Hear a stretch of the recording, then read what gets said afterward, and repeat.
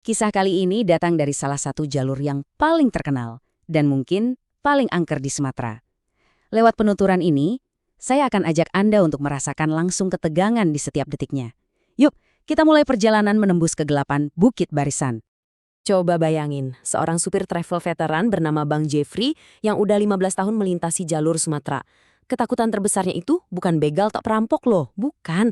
Tapi ini kemungkinan ada penumpang yang tiba-tiba nambah sendiri di antah-berantah. Oke, jadi disinilah semuanya bermula. Sebuah perjalanan yang kelihatannya ya biasa-biasa aja, sebuah trip rutin larut malam dari Padang ke Pekanbaru. Tapi malam itu jelas bukan malam yang biasa buat Bang Jeffrey. Nah, ini adalah angka yang harus Anda ingat baik-baik. Penting banget.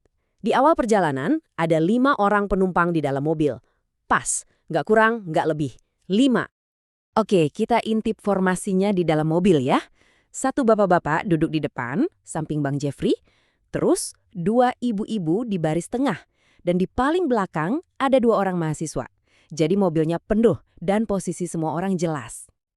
Tepat jam 1 pagi, mobil mulai masuk ke jantungnya Bukit Barisan.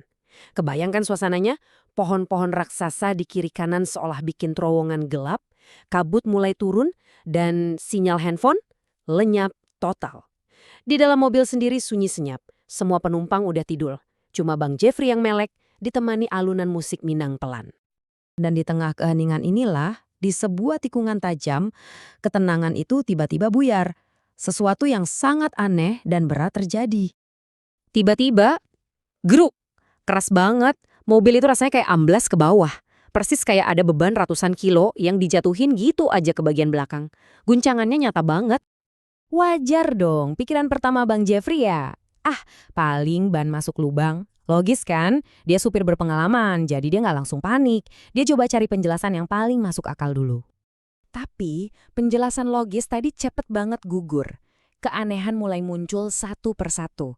Pertama, mobilnya jadi berat banget ditarik, kayak ada yang nahan dari belakang. Terus AC yang tadinya sejuk, tiba-tiba udaranya jadi dingin nusuk tulang. Dan yang paling parah, muncul bau anyir, bau lumpur sungai yang pekat banget di dalam kabin. Ini jelas bukan sekedar lubang.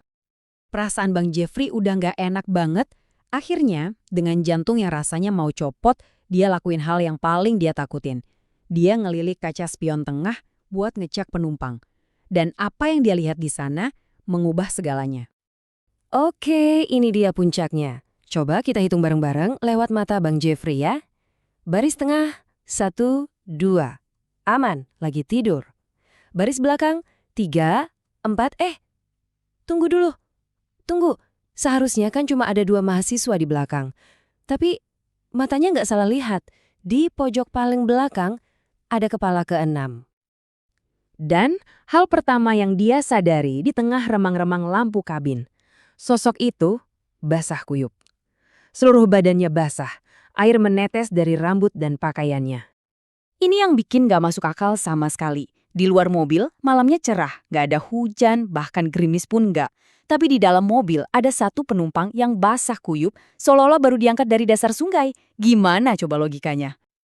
Dan pelan-pelan, kepala itu ngangkat. Bang Jeffrey bisa ngeliat wajahnya. Kulitnya pucet pasi, kayak mayat yang udah lama kerendam air. Bibirnya biru. Dan matanya putih semua. Nggak ada bagian hitamnya sama sekali. Dan mata itu natap lurus ke dia lewat spion. Terus kedengeran suara kret, kret, kret. Bukan ngomong, bukan nangis, tapi suara gigi gemertak. Kayak orang kedinginan luar biasa tapi suaranya itu terdengar marah. Udah, di titik ini Bang Jeffrey nggak mikir lagi. Panik total. Sambil teriak dalam hati, pergi kau, jangan ganggu aku cari nafkah. Dia bejek gas dalam-dalam. Nggak peduli lagi jalanan berkelok atau bahaya, yang penting kabur secepat mungkin sambil komat kamit baca doa apa aja yang dia ingat. Pelarian itu rasanya seperti neraka. Tapi pertanyaannya apa yang terjadi waktu dia akhirnya berhasil sampai di tempat terang? Dan apa jejak yang ditinggalkan si penumpang ke-6 ini? Normalnya cuma butuh 15 menit untuk keluar dari area hutan itu. Tapi buat Bang Jeffrey, 15 menit malam itu rasanya seperti 15 tahun siksaan. Setiap detiknya penuh teror.